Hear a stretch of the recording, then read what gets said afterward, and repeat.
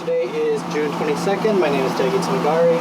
My name is Anaya Rivera. We're here with the Humanities Truck at Home Rule Festival. Can you tell us your name and what brought you out here today? My name is Sela Lewis. I came to the Home Rule Festival because I have called Washington, D.C. my home for close to 20 years.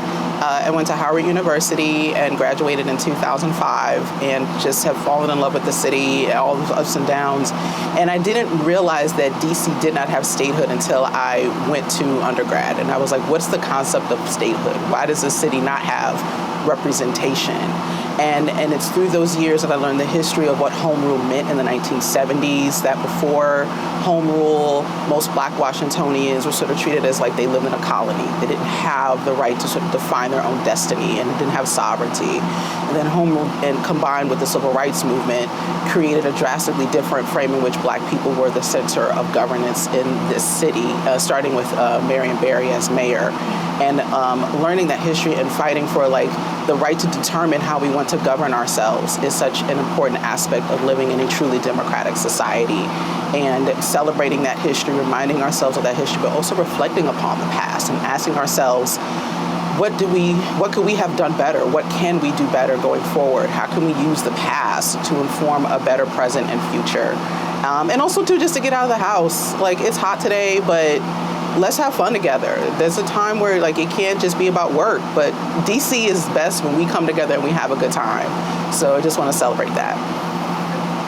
And so you mentioned that you're not originally from DC, and we are at an event with the NPS. So do you have any thoughts on that? Yeah, so this is common, right? Like, people joke all the time, DC is just full of these transients, as we call them. But occasionally, some of us stay behind, and we choose to make this city our home. There are so many people say, I'm not from here, but when you really decide to say, I'm going to make this city my home, you need to really learn the history. And you need to appreciate the people who've laid down roots here for generations, but also really confront some of the contradictions. There's a real class problem within many parts of Washington, D.C., including this neighborhood that we're in, that need to be directly confronted because there's one half of the city that's thriving and the other half that isn't. And it's a very inconvenient, uncomfortable conversation, but it's one that we should have together. And I want to talk a little bit about where the parks, service falls into. So my background is I'm originally from Milwaukee, Wisconsin. It's a city that a lot of people don't know much about. And I often tell people from this region, and well, it's a lot like Baltimore, if you think about the way the city is set up and how it compares to DC. And Milwaukee's like by the lake, and it is near Chicago. But a lot of people don't know that it has a long socialist history. It's the only city that has 3 socialist mayors in its past. It has strong labor union protections and a real demand of the state, a real demand that like the city governance must like serve its citizens through investments in infrastructure, through parks and recreations. Like, we pride ourselves in Milwaukee in having a lot of parks in the city as a result. So I've often grown up with this idea that even in a city like Milwaukee, it's very segregated, like cities like Baltimore and cities in DC, you still had investments in social infrastructure, and you still find a little bit of that to this day. So yes, you need to insist that institutions create social space because the cities belong to the people. We are the tax base. We contribute to the social infrastructure. Therefore, we should be able to also occupy these spaces and make claims upon the state to say, hey, you are still not doing the best for us. And so it's really great to see the National Park Service act in partnership and recognize that history. And as you had said, it has the opportunity to also heal those wounds. But those wounds don't heal with one term, right? They happen over several generations. And for the states to really step up, they need to continue to invest in events like this and really listen to people. And shifting a little bit to the music side of today's event, what got you into kind of DC punk or go-go and like the music scene around the city? Yeah, I think for a lot of people like me who are not from here, the concept of DC's sound is like in little sprinkles, like you hear of Bad Brains, but its music is very regional. So for me, it wasn't Bad Brains, it was Violent Femmes because they were based out of Milwaukee. Go-go music, like Chuck Brown was the biggest ambassador of go-go music nationwide, but I didn't know how deep it ran until I was an undergrad at Howard, and I remember distinctly listening to WPGC on weeknights, and I was in my dorm in Slow Hall and listening to the live music being like, what is this? What are they doing? Because it was like they were doing covers of songs. And I thought, is this karaoke night? Like, what's going on here? And it just, for me, so foreign to it, it felt like something of an acquired taste. Like, I didn't really know how to take it in. And then as years went on and I would hear that distinct conga sound, that distinct drum beat, I just hear it and I get amped. And it was like, okay, now I really feel like I'm from here, because you can always tell the people who are new to DC, and the second go-go music starts playing, they clear the floor, and then the people who are from here show up. And I became one of those people, and I realized, okay, I think I really get it now.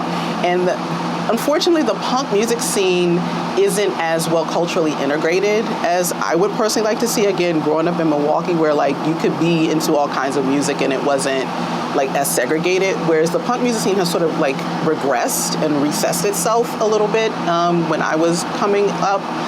So I had to kind of learn that history as it went on, and you'll still occasionally see some independent bands performing in some of the parks, but they're sort of not really as present as they could be. I think there's a lot of political reasons for why certain social spaces were reined in to keep go-go music playing. I find it very curious that we have a mayor who is choosing to embrace go-go music when I distinctly remember 15 years ago, the mayor then was trying to close down nightclubs and calling go-go a source of violence and violent crime and shootings. And now they're trying to raise up go-go as this huge political thing. And I think that's very opportunistic. It's very dishonest to exploit this like homegrown sound for their political gain. And so it has to come to us. We have to celebrate the music. We have to support each other in that music and not let it be co-opted by people who are not acting in our economic or political interests.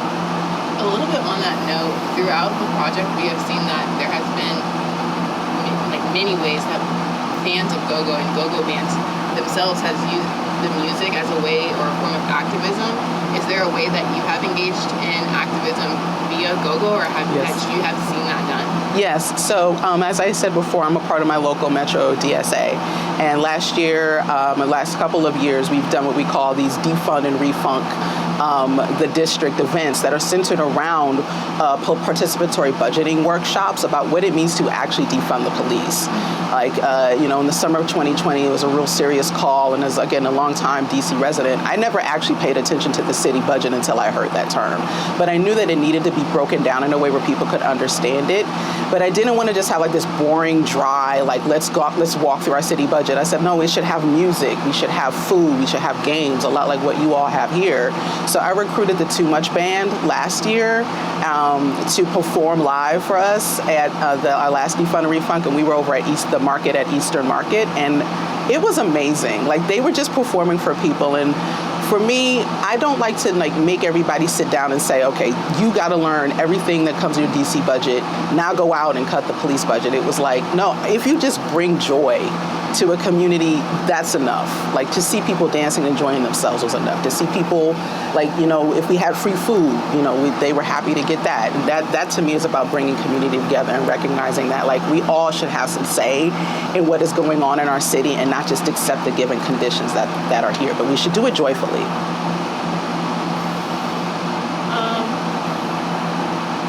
On a little lighter note, what would you say are your favorite bands, both punk and go-go?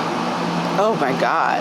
Punk is admittedly a little difficult for me because it's like, I tend to sort of listen to music, and it isn't always like the immediate place I go to. But with go-go bands, it's sort of like, all right, if they're gonna be performing live somewhere, I may go check them out. So I like the Backyard Band. They've been around for ages, and they're really like legends in the game. And again, these younger bands that are coming up also need a lot of love, like Too Much Band. They just performed at the Juneteenth celebration in Anacostia. And I might also recognize Nushi. Nucci has this incredible like YouTube channel where he just has amazing performers perform live in a yard, and he just performed there as well. So I really look forward to seeing him anytime he comes around. Tough question. Our project's centered around women's role in go-go, so I'm wondering, in what way have you seen women play a part in such a big contributing factor in DC history in terms of it being go-go? Like, I mean, what stands out to music? I mean, the vocalists, like the women who have just become the voice of go-go, especially locally. Like I said, Chuck Brown was the national voice. I didn't realize how many women were, doing the harmonies and singing lead, and probably doing a lot of heavy amount of songwriting within the go-go scene. So it was always impressive to see the women performing live and in person, along with all these amazing drum players and guitarists.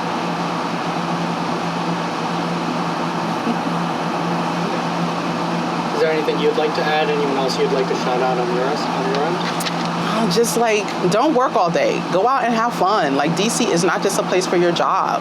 Like, get in these streets, have a good time, tear shit up. Like, that's what it's about. That's what makes life living life to the fullest. So just get out there and enjoy the music and make space politically, culturally, socially for that to happen. Well, thank you for taking the time to do this with us. Yeah, thank you for asking.